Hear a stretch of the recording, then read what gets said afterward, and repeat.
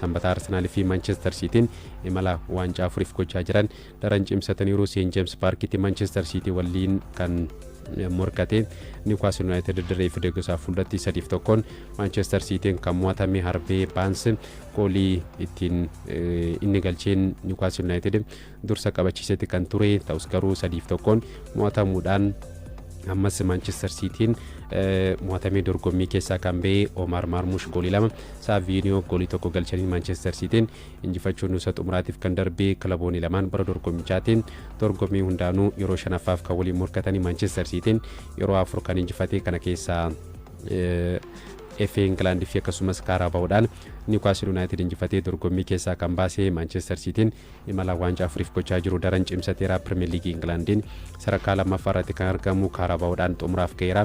Arsenal waliin kan morkatu ni ta'a. FA Englandin nusa xumuraatiif darbeera. Champions League Europaatiin marsaa mo'atanii darbuutiin roobii dhufu dirree finala Santiago Bernabeuutti Real Madrid waliin tapha jalqabaatiin kan taphatu ni ta'a. Bara dorgommichaatiin waancaa meeqa milkeeffataa kan jedhu kan eegamu ni ta'a. Pep Guardiolaan bara dorgommichaatiin dorgommiilee biyya keessaa tiin jechuudha kaardii akeekachiisaa 5 waan argateef taphoota 2 Manchester City hin dursu. Tapha biraatiin Arsenal dirree finala Mansfield Town 2-1 kan injifatee Noni Madueke fi Eberiche Eze goolii hawwattuu fageenyarraa galchaniin Zagganarsi injifannoon kan tuufee taphichaan kilaba liigii tokkoffaa England keessatti hirmaachaa jiruun hedduu kan qorame Arsenal waggaa 6 booda marsaa nuusa xumuraatiif kan darbe Leandro Trossard akkasumas immoo Ricardo Calafiori taphattoonni kunneen jalqabarraa eegaluudhaan miidhama isaan mudateen dirreedhaa baaniiru. Arsenaal gooliin lamaan sanbata galche dorgommii hundaanuu goolii 100 fi akkasumas immoo 101ffaa ta'uudhaan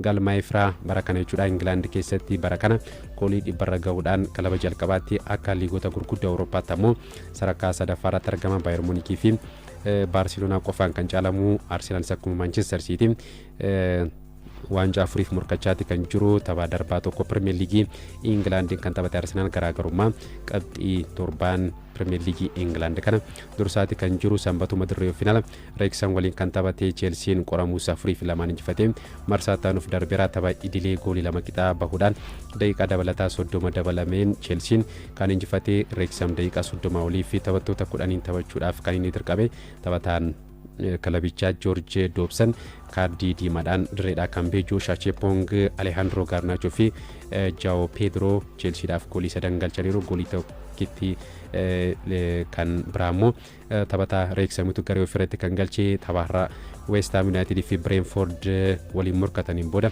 kilaboota nuusaa xumuraatiif darbanii fi eenyu waliin akka taphatan carraan kan bahuuf ni ta'a. Seerii Italiitiin darbu kaleessa darbii Deela Maadoniina yookiin immoo darbii Maaramiitiin AC Milan 1-0dhaan Inter Milan kan injifatee daqiiqaa 35ffaarratti Stupiinaan goolii injifannoo AC Milan galcheera. taphichaan Inter Milan caalmaa taphaa fi akkasumas immoo kubbaa gara gooliitti yaaluudhaan fooyyee ta'us goolii galchuu dandeenye. AC Milan injifannoo murteessaadha kaleessa. kilabichi kan galmeesse gidduu isaanii garaagarummaa qabxii 10tu jira. kaleessa soo Inter Milan injifatee ture morkiin waancaa kan seerii Italii kan ni xumurama kan ture gidduu isaanii qabxii gara 13tti ol guddachuudhaan gamanumaan Inter Milan shaampiyoonii ta'uusaa mirkaneeffachuudhaaf carraan bal'ifata kan ture. kaleessa garuu mo'atameera. AC Milan garaagarummaa qabxii 10 gara 7tti kan dhiphisee Inter Milan qabxii 67 yoo turse AC Milan 60 sadarkaa lammaffaarratti kan argamu. tapha biraatiin kaleessa Genoaan 2-1 Roomaa mo'ateera. Roomaan kaleessa soo injifatee ture sadarkaa afuraffaatti ni sadarkaasaa gara afuraffaatti ni fooyyeffata kan ture. Sanbata Cagliari fi Comoon waliin morkachuudhaan Comoon 2-1 injifateera. Faabrigaaziin kan leenjuu Comoon hirmaannaa waltajjii Awurooppaa argachuudhaaf carraa bal'ifachaatti kan jiru qabxii 51 sadarkaa afuraffaa Roomaarraa kan fudhate. Sanbatuma Juventus 4-0 Pisa injifachuudhaan sadarkaa 6ffaa cimsateera. odeeffannoo biraatti darbu La Liga Spainiin kaleessa Villarreal Elche waliin taphachuudhaan Villarreal 2-1 kan injifate akkasumas Hetafeen Real Betis simachuudhaan 2-0dhaan injifateera. murkiin Sevilla fi Rayo Vallecano goolii tokko qixaan yoo xumuramu Valenciaan 3-2 Deportivo Alaves injifateera. sa'aatiin idilee daqiiqaan 90 xumurame. daqiiqaa qisaasee keessatti gama Deportivo Alaves taphattoonni 2 kaardii diimaadhaan dirreedhaa bahaniiru sanbata Baarseloonaan garaagarummaa Real Madrid waliin qabu gara qabxii afuritti kan bal'ise Atletic Bilbao waliin dirree finaalaa taphachuudhaan kilabii Baarseloonaan taphichaan sirriitti qorameeti kan ture goolii daqiiqaa 68ffaarratti Lamine Yamal goolii hawwattuu galcheen Baarseloonaan 1-0dhaan kan inni injifatee taphichaan Baarseloonaan Atletic Bilbaodhaan hedduu qorameeti kan ture ta'us garuu ga'umsa dhuunfaa Lamine Yamaliin gargaaramuudhaan qabxii murteessaa 3 Baarseloonaan milkeeffateera garaagarummaa Real Madrid waliin qabu deebisee gara qabxii 4tti bal'iseera.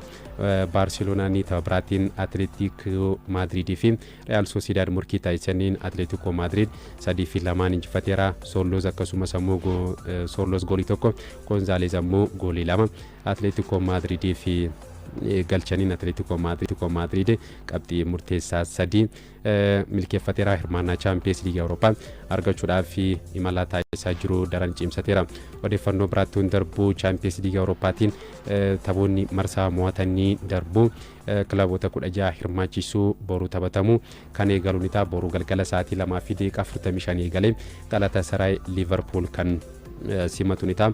Tapha kanas OBN dirree shaampiyoonotaatiin kallattiidhaan kan isin biraan ga'u ni ta'a. Halkan sa'aatii 5 Atalantaan Bayern Munich, Newcastle United, Barcelona, Atletico Madrid, Tottenham roobisitti fuudhaan galgala sa'aatii 2:45 irratti Bayer Leverkusen, Arsenal, PSG, Chelsea, Real Madrid, Manchester City, Bodo Glimt, Sporting Lisbon waliin kan morkatanii ta'a. Tapha Santiago Bernabeutti Real Madrid fi kan Manchester City waliin taasisan halkan sa'aatii 5 jechuudha. Waancaa fi England tiin kaleessa Portugal seenaa haaraa kan galmeessee Sunderland fi Fulham ammoo dorgommii chaanalootaan Leeds United injifachuudhaan marsaa taanuuf kan darbe kaleessa Portugal 1-0 Sunderland tapha injifateen daqiiqaa 28ffaatti Ben Waine goolii injifannoo kan Portugal taphataa galchee kilabichi bara 1954 booda jechuunis waggaa 72 booda nuusa xumuraatiif kan darbe amma liigii sadaffaa England keessatti hirmaachaati kan jiru sadarkaa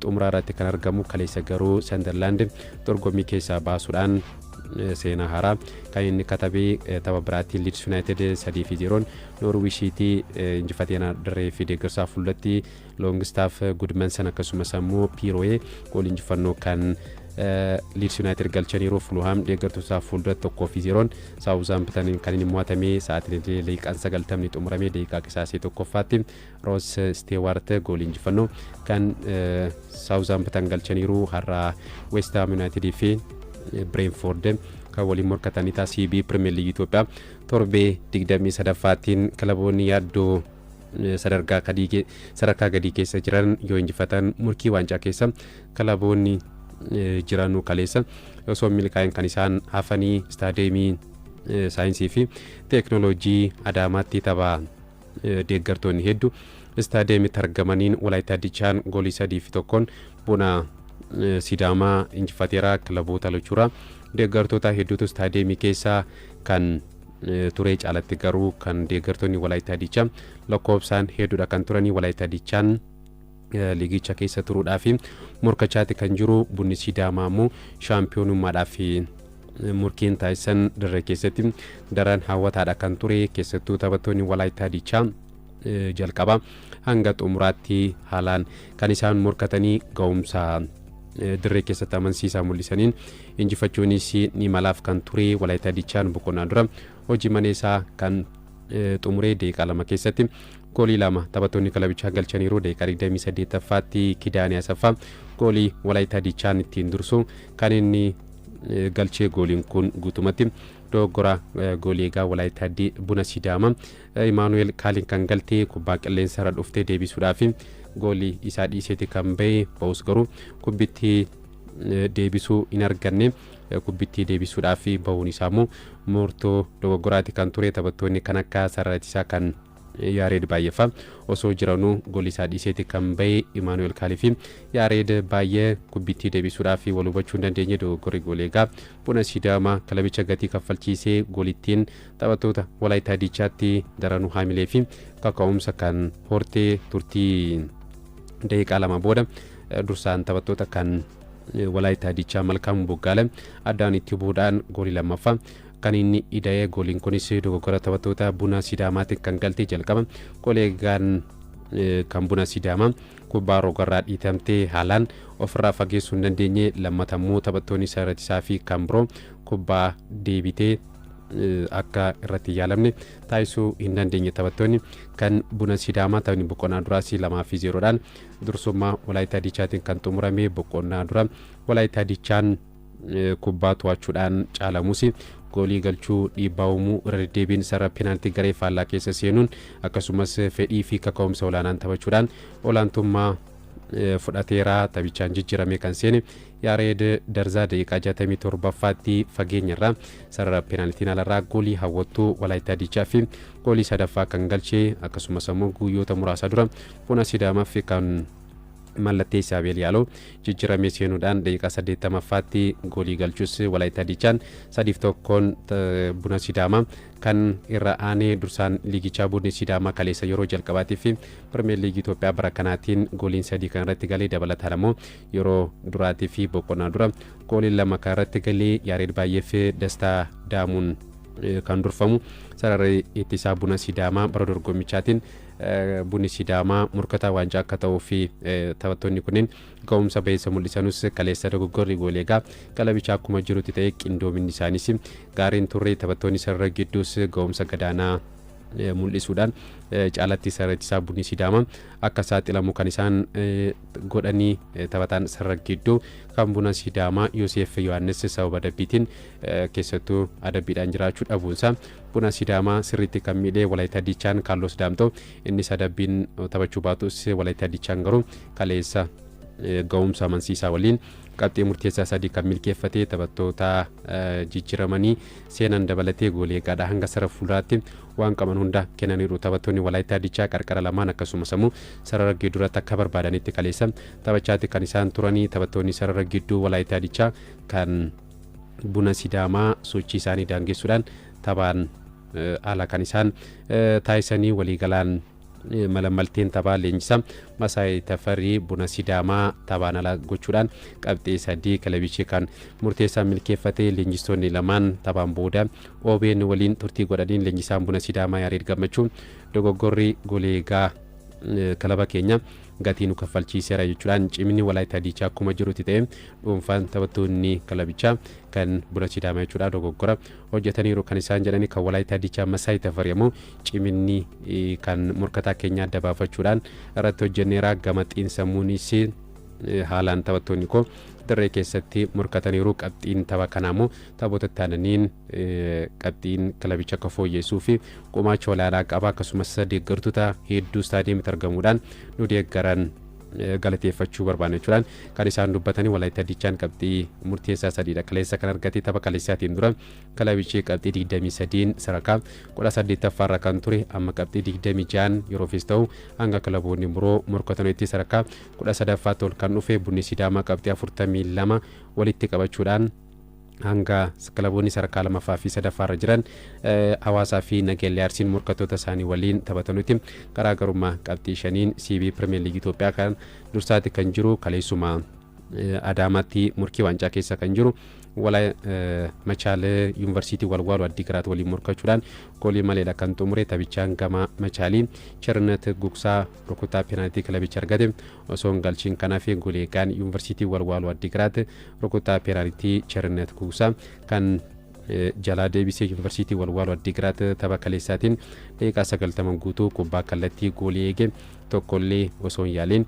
qabxii tokko milkeeffataniiru kilabichi yaaddoo sadarkaa gadii keessatti argamus taphoota darbaniin sochii baay'isaa mul'isuudhaan qabxii walitti qabachaati kan jiru Hawaasa Tammuu Yuunivarsiitii Hawaasaatti jechuu kooti kaleessa Shaggar gara injifannootti yoo deemu bunni Itoophiyaa fi Qiddus Giyoorgis mo'atamaniiru Shaggar goolii 1-0 Qiddus Giyoorgis kan injifatee goolii injifannoo Shaggaramuu taphataa duraanii Qiddus Giyoorgis Biiniyaam Fiqiruutu lakkoofse Biiniyaam bara kana hanga torbee 17ffaatti Qiddus Giyoorgisiif taphachaati kan ture jijjiirraa marsaa lammaffaatiin Shaggariif kan mallatteessee kan kaleessaa waliin goolii lammaffaa kilabii kubbaa miilaa Shaggariif kan inni galchee Shaggar taphoota 5 booda qabxii murteessaa 3 milkeeffateera bara dorgommichaatiin injifannoo 5ffaa kilabichi kan galmeesse kana keessaa immoo 2 Qiddus Giyoorgis injifateera Shaggari kaleessa qabxii sadii murteessaa argachuu isaatiin wal qabate hanga kilaboonni biroo taphatanitti yeroo tokkotti yaaddoo sadarkaa gadii keessaa kan ba'e qabxii 27 sadarkaa